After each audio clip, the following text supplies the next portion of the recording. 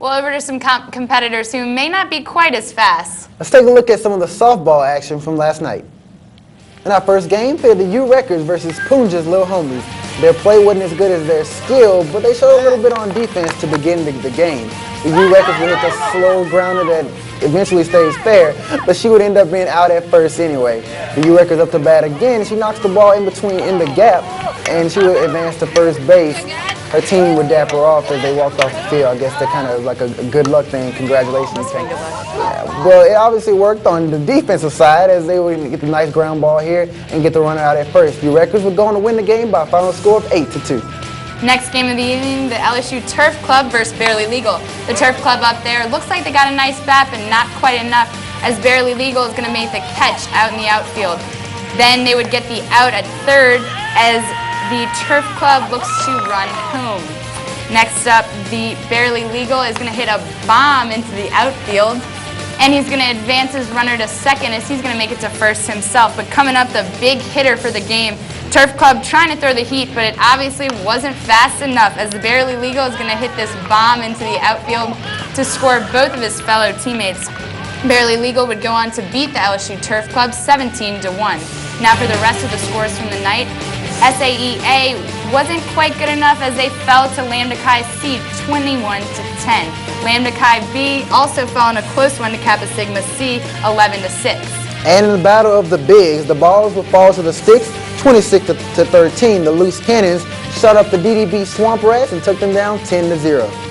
Where the pitches at must have been throwing the heat as they shut out the bats of Delta Sig Sluggers, beating them 13-10.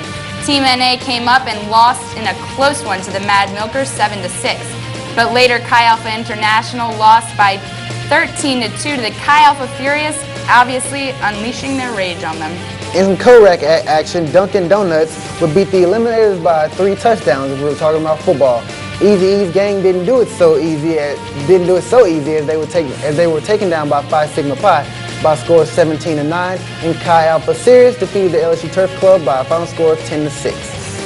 It's time for our sponsors to get a word in, but when we come back, we'll recap the tennis and golf team's busy weekend. And later, we'll take a look at the top 5 plays of the past couple weeks. Stay tuned, you're watching Sports Showtime on Tiger TV. Welcome back into Sports Showtime. When the LSU football team kicks off their spring game on April 18th, the Tiger fans will not only get a glimpse at the new Tiger recruits, but they'll also get their first glimpse of the Tigers' newly renovated scoreboard. That's right, Mary Claire. For the past month, LSU has been installing a beautiful high-definition scoreboard in the north end zone of Tiger Stadium. The screen measures 27 feet high by 80 feet wide. The thing is huge. It will be one of the biggest screens in all of college football. However, the scoreboard in the south end zone will remain the same until at least the end of the 2009 season. All right, now with all that talk about the new additions to the stadium, you know we got to talk some spring football at Sports Showtime. So for that, we've brought in our expert himself, Sports Showtime analyst and producer, Chris Hagan. Chris, welcome to the show. Thanks for having me, Brian. All right, the Tigers held their first scrimmage over the weekend. Now, what were some things that stood out in that game? Well, one thing stood out mainly, Brian, defense. They were great out there forcing multiple interceptions, fumbles, and piling up sacks. Defensive back Ron Brooks was very impressive with his pair of interceptions, including one taken back for a touchdown. He'll be expected to play a much bigger role this year on defense and even special teams returning kickoffs. Senior safety Harry Coleman also played well with a pick 6 of his own, and the list goes on and on. Chad Jones, Perry Riley, Drake Nevis, etc. all came up with big forced fumbles or sacks. Newly acquired defensive coordinator John Chavis really has these guys ready to go, Brian. All right, with all that you just said, it sounds like the offense got the shorter end of the stick in this scrimmage. Now, for LSU Tiger fans, do we have anything to worry about? Well, not just yet, Brian. It's way too early to worry. And the thing to remember about this scrimmage is that it was scripted to put both the defense and offense in specific situations. Head coach Les Miles didn't comment on who threw the interceptions returned for touchdowns, but sources have hinted that it was the usual culprit, Jarrett Lee. However, it's Jordan Jefferson that seems to be the front runner for the starting quarterback job next fall. Miles did say that Russell Shepard can always make the big play if he makes the right decision when he has the ball, and can really do some damage when he pulls the ball down and takes off on the ground. So it looks like the offseason is moving in the right direction for the Tigers. All right, Chris, I do remember when I was in high school, the defense, those first scrimmages, they always had the upper hand against the offense. But later on, things will pick up. Hopefully for the LSU, it'll work out the same way. But thanks for being on the show. We'll have you on later on in the season. All right, over to you, Mary Claire. After a tough 4-2 loss to number 2 Georgia on Friday, the women's tennis team hit the road to take on 13th-ranked Tennessee.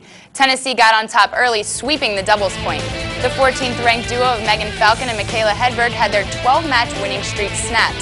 Singles didn't look any better for LSU as in the end, Tennessee shut out the Tigers 7-0. The Lady Tigers look to bounce back Friday against Florida at the Dub. Over on the men's side, several strong individual performances allowed the LSU men's tennis team to take the 5th-ranked Tennessee Vols down to the wire on Sunday at the Dub. After going 1-2 in doubles, the Tigers started strong in singles as freshman Neil Skufsky provided the first win as he rolled over Davy Sandgreen 6-0, 6-0. Julian Gauthier follows suit with the victory of his own before 9th-ranked Michael Venus upset the 7th-ranked John Patrick Smith of Tennessee in 3 sets. The overall match decision rested on the racket of LSU freshman Mark Bautel when he squared off against the Vols' Christian Hansen. Bautel took the first set 6-3, but lost the next 2 to the Tennessee freshman. The Tigers will be on the road this weekend, starting in Gainesville on Friday to take on Florida. This weekend's rainy weather followed the Lady Tigers golf team to Georgia Sunday for the Liz Murphy Collegiate. After bad weather canceled the first 2 rounds, the tournament had to be decided by an 18-round shootout. LSU tied for 6th out of 18 teams, only 6 shots short of champion Auburn. Tessa Teachman shot best for the team, tying for 13th overall with a 3/75 finish.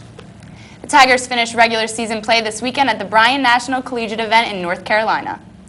Now moving over to the men's side of the course. After the first round of play at the Hootie at Bulls Bay Intercollegiate Tournament, the 23rd-ranked men's golf team sat in a tie for 3rd with NC State.